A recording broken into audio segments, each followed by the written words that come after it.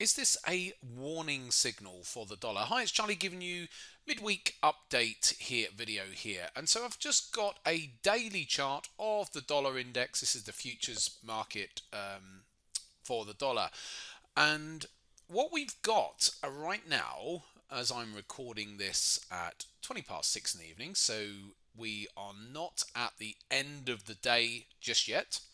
However, there is a pattern going on up here at the moment, and it's on today's bar of the dollar index. And what's happened is the dollar index made a marginal new high, and so far it's looking likely, with just a few hours to go, that it's not guaranteed yet because it's not finished yet, but if it does, then it will close below the low of yesterday. So yesterday's low's over there.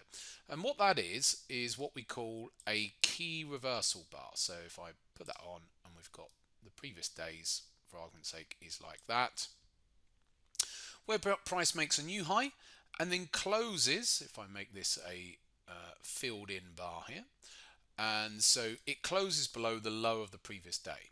And so that's what we call a key reversal. Some people call it an outside reversal day, but it's I've always called them a key reversal day. And so in the stock market, they're seeing a key reversal day. It's when a market is, or a stock is at a new high, and preferably a new all-time high, and then marks a key reversal or a new low. But most of the time markets aren't at new all-time highs, and especially in FX. So, but nevertheless, it's still what we could also call it an engulfing candlestick. Now, it's more than an engulfing candle because it's potentially a key reversal where it's made that high first and then closed lower. So that's the ominous warning that we have here, that could this key reversal bar, if this does indeed close down, and we want it to close, if this is going to be a key reversal bar, we don't want it to leave too much of a lower wick now. So over the next few hours prior to the close, what we don't want is to still end up on a key reversal bar. So if I draw it on like this, but it ends up with quite a long lower wick. So we want it to be closing preferably in the lower 20% of the range. Okay, so in the lower 20% of the entire range, which is where it's at the moment. So that's what we would want, not for it to be right way back up there and only marginally closing below that previous day there. So that's the signal. This is a standard candlestick. It's a good candlestick formation on the daily charts. It's not 100% like any other candlestick formation. Plenty of these will fail, and the market will then just trundle its way back up again. But nevertheless, it's a decent bar here. We don't see these too often in markets, so it needs to be certainly. It needs to be at a high which has not been visited for some time. So if we look at the daily chart here, we can see that, oh yeah, the dollar index has not been up at this high for quite some time. If I have to go out to a weekly chart probably, or maybe even beyond, yeah, weekly chart, and go back to what, 2020. So we're over 2 years away, because that was back in March of 2020, and we're now in April of 2022. So it was over 2 years ago that price was higher. So on the daily chart, in relative terms, on the daily chart, relative to this time frame, as we can see, it has not been up that way that far for quite some time. And likewise, if you see the opposite of this, so we could highlight this bar down here, where price made a new low here, then closed above the high of the previous day.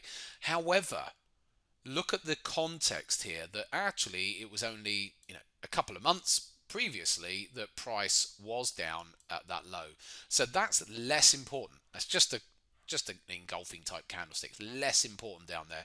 It's hardly a a new low which has not been visited in a long time. We're talking about up here a high which has not been visited in over 2 years on that daily chart. So do look out for it.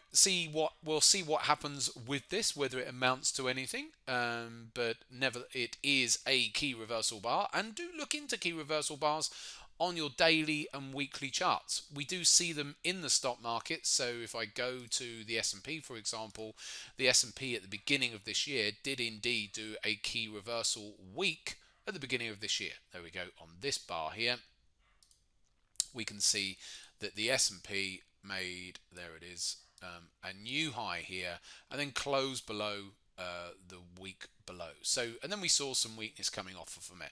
So it's not necessarily a precursor to an endless bout of selling that's going to go on forever. But nevertheless, normally we would expect to see some weakness coming off of a key reversal bar like that. Now with the S&P, it was in such a strong trend. There was actually one over here as well back in, was that in December? November or December? And so it made a new high, closed below the low of the previous week there as well. But that one only had a small amount of follow through before then coming up, making that new high there and then rolling off. So they don't happen all of the time, but at the same time, they don't all work out either. So it's worthwhile noting that. However, it's still a nice pattern.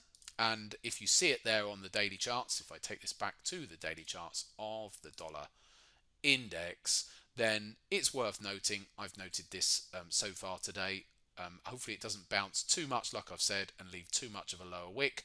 As long as it's low, closing in the lower, like I said, 20% of the range, then that looks fairly good as a key reversal. Now, if you get a key reversal, the other thing you have to do is you have to wait for the low of the key reversal bar to get broken. So if it closes off its lows, then you'd be looking to see if price can break the lows there, and then see if that can amount to some more selling there. So do have a look at them, key reversal bars, and they don't happen all of the time. And even then, some fail and others don't. But normally, you will have a reasonable odds of some form of follow through from something like that. If you actually go back to October of 2007, I was trading a key reversal bar the day after the all-time high that we had in October of 2007 before the great bear market started. If you go back and have a look, you should see that on your charts. Take care for now. I shall be back on Saturday.